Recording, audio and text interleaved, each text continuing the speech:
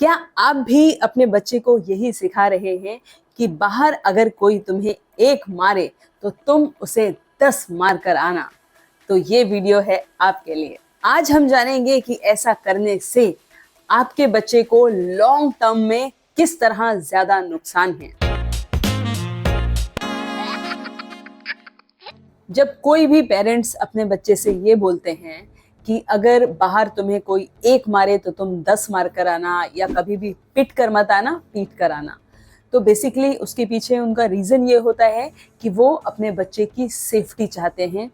वो चाहते हैं कि उनका बच्चा सेल्फ डिफेंस करे और सेफ रहे, उसे कोई भी मार ना पाए या फिर उसे कोई भी कमज़ोर ना समझ पाए। मैं आपको ऐसे भी उपाय बताऊंगी कि अगर आपका बच्चा अकेला है और उसके सामने 4 बच्चे हैं, तब भी वो उस सिचुएशन को किस तरह स्मार्टली हैंडल करके किसी भी तरह के कॉन्फ्लिक्ट से आराम से निकल सकता है। तो सबसे पहले जान लेते हैं कि इस बात के नुकसान क्या हैं अगर हम अपने बच्चे को सिखाएं कि बाहर से पिट कर नहीं आना है, पीट कर आना है। तो हम अपने बच्चे के यंग इम्प्रेशनेबल माइंड पर डैमेजिंग इम्पैक्ट डाल रहे हैं। इस तरह की टीचिंग बच्चों में वायलेंट एंड अग्रेसिव टेंडेंसीज पैदा कर सकती है, जो लॉन्ग टर्म में उनकी पर्सनल लाइफ और उनकी फैमिली पर काफी खराब असर डाल सकती है।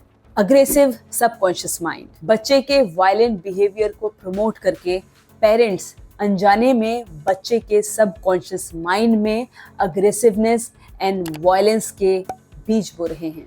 ऐसा करने से बच्चे सीख सकते हैं कि उन्हें जब भी किसी भी तरह का थ्रेट महसूस हो तो फिजिकली लड़ना पहला सॉल्यूशन है। और इस तरह की सीख से जब भी बच्चे किसी भी तरह का डिसएग्रीमेंट फेस करें या चैलेंजेस फेस करें, वो बाय डिफॉल्ट अग्रेसिव हो सकते हैं। वायलेंट बिहेवियर होने की वजह से वो ऐसी जगह पर भी अग्रेसिव हो सकते हैं जहां उन्हें वायलेंट होने की किसी तरह की कोई जरूरत नहीं है। इम्पैक्ट ऑन फैमिली, जो बच्चे अग्रेसिव बिहेवियर एडॉप्ट कर लेते हैं तो उसका असर फैमिली पर भी आ जाता है। तो अगर मैं अपने बच्चे को ऐसा सिखाऊं कि बाहर अगर तुम्हारी किसी से कोई लड़ाई हो जाए और तुम्हें कोई एक मारे तो तुम पिट कर मत आना, उसे 10 मार कर आना, तो हो सकता है कि जब मेरा बेटा घर में अपनी छोटी बहन के साथ खेल रहा है और छोटी बहन गलती से उसका हाथ उसे लग जाए या फिर वो सच में भी उसे मार दे, तो हो सकता है वो अपनी छोटी बहन को भी एक के बदले 10 मार दे। और ऐसा बच्चा बड़ा होने के बाद अगर उसका मुझसे किसी तरह का कोई डिसएग्रीमेंट होता है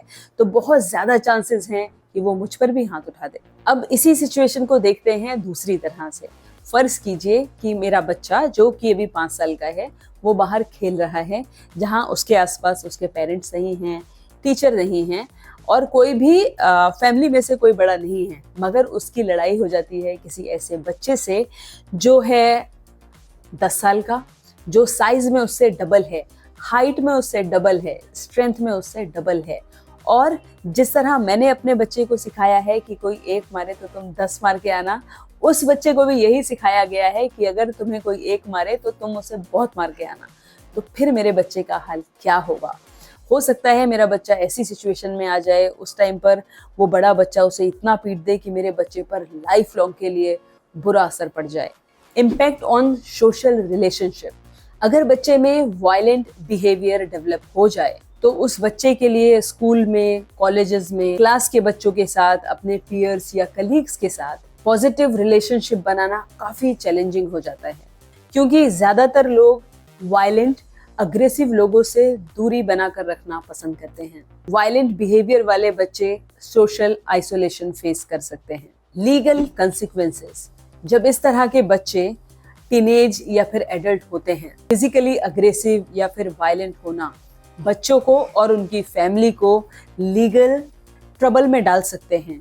उन पर क्रिमिनल चार्जेस या फिर लीगल पेनल्टीज लग सकती हैं, जिसकी वजह से उनके पूरे फ्यूचर पर खराब असर पड़ सकता है। आपको इस वीडियो को पूरा देखना है, क्योंकि इसी वीडियो में मैं आपसे ये भी शेयर करूंगी कि वो कौन से उपाय हैं जिनसे आपका बच्चा सीख सकता है कि सिचुएशन के साथ किस तरह स्मार्टली डील करना है, ताकि ना तो कोई आपके बच्चे को पीट पाए और ना ही आपके बच्चे को जरूरत हो किसी पर हाथ उठाने की। Lack of conflict resolution skills, अगर बच्चे क्विक फिजिकल अग्रेशन सीखेंगे तो वो हेल्दी कॉन्फ्लिक्ट रिजोल्यूशन स्किल नहीं सीख पाएंगे, जो बहुत जरूरी है बच्चों की सोशल इमोशनल वेलबींग के लिए। बच्चों को अग्रेसिव होने की जगह सिचुएशन को स्मार्टली डील करना सिखाना चाहिए।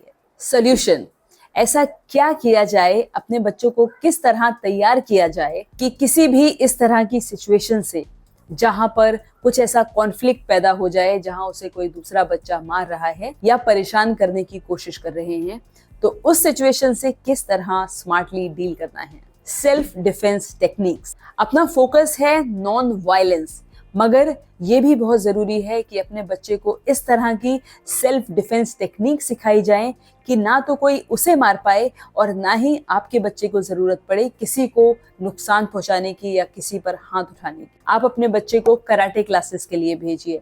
और भी ऐसी काफी सारी सेल्फ डिफेंस टेक्निक्स होती हैं जिन्हें अगर बच्चा सीख ले तो ना तो आपके बच्चे को कोई जबरदस्ती मार पाएगा, ना ही कोई स्ट्रेंजर उन्हें आसानी से बलगला सकता है और अपने साथ ले जा सकता है, बल्कि कोई एडल्ट भी फिजिकली उनके साथ किसी तरह की जबरदस्ती नहीं कर पाएगा। सेल्फ डिफेंस टेक्निक्स सीखने से आपके बच्चे के अंदर कॉन्फिडेंस बढ़ता है, उनके अंदर सेंस ऑफ सिक्योरिटी आता है। बिना गुस्से को बढ़ावा दिए वो अपने आप को बहुत ही स्मार्टली प्रोटेक्ट करना सीख पाते हैं। इफेक्टिव कम्युनिकेशन, अपने बच्चे को सिखाइए कि हर बात का हल बातचीत करके निकाला जा सकता है। आप सोचेंगे कि इतने छोटे बच्चे को कैसे सिखाएं इफेक्टिव कम्युनिकेशन, वो कैसे बात करके हल निकालेगा। अगर कोई बच्चा आपके बच्चे को परेशान कर रहा है या फिर मारने की कोशिश कर रहा है, अपने बच्चे को इतना सिखाइए कि वो उस बच्चे की आंखों में आंख डालकर बोले स्टॉप।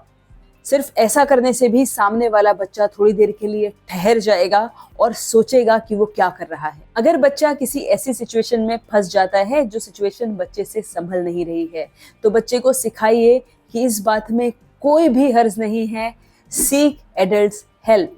अगर पेरेंट्स आसपास हैं तो क्विकली उनके पास पहुंच जाओ और उन्हें बताओ कि क्या सिचुएशन है। अगर पेरेंट्स नहीं हैं, टीचर्स हैं, तो उनके पास चले जाओ और उन्हें बताओ कि क्या सिचुएशन है, क्यों लड़ाई की नौबत आ रही है। और फर्ज करो कि ना पेरेंट्स हैं ना टीचर्स हैं, तब भी बच्चा किसी भी ट्रस्टेड एडल्ट के पास पहुंचकर उसे अपनी सिचुएशन बता सकता है और उससे बोल सकता है कि किस तरह बच्चों में लड़ाई होने जा रही है, प्लीज सिचुएशन को संभालिए। कॉन्फ्लिक्ट रिजोल्यूशन स्किल्स, अपने बच्चे को सिखाइए कि कैसे किसी भी कॉन्फ्लिक्ट को पीसफुली रिजॉल्व किया जा सकता है। उन्हें सिखाइए कि कई बार कई सिचुएशंस ऐसी होती हैं जहां पर डिसएग्रीमेंट होना एकदम नॉर्मल है और उस डिसएग्रीमेंट पर सॉल्यूशन निकालने के लिए दोनों ही पार्टीज नॉन वायलेंस तरीके से एक साथ बैठकर ब्रेनस्टॉर्म कर सकती हैं, नए आइडियाज के साथ आ सकती हैं। दोनों में से कोई एक दोस्त कॉम्प्रोमाइज भी कर सकता है या फिर प्रॉब्लम का सॉल्यूशन निकालने के लिए किसी एडल्ट की हेल्प भी ली जा सकती है। इमोशनल अवेयरनेस, बच्चे को इमोशंस को समझना सिखाइए कि वो अपने इमोशंस भी समझ सके और उसे सिखाइए कि किस तरह सामने वाले के इमोशंस को भी समझना है। उन्हें सिखाइए कि हर बहस थ्रेट नहीं है। कई सारे लोग काफ़ी बार इसलिए अपसेट हो जाते हैं या फिर अग्रेसिव हो जाते हैं क्योंकि वो अंदर से खुद अपसेट हैं या फिर डरे हुए हैं। डी-एस्केलेशन स्किल्स, अपने बच्चे को सिखाइए कि किसी भी तरह की टेंस सिचुएशन को किस तरह पॉजिटिवली टर्न किया जा सकता है। जैसे किसी भी सिचुएशन में वेरी कामली, केयरफुली सामने वाले की बात को ध्यान से सुनकर, और अगर वो ठीक है तो कहना चाहिए यस यू आर राइट। जैसे ही आप सामने वाले इंसान को सुनते हैं, उसे sense of being heard, sense of being understand होता है और वो काम हो जाता है।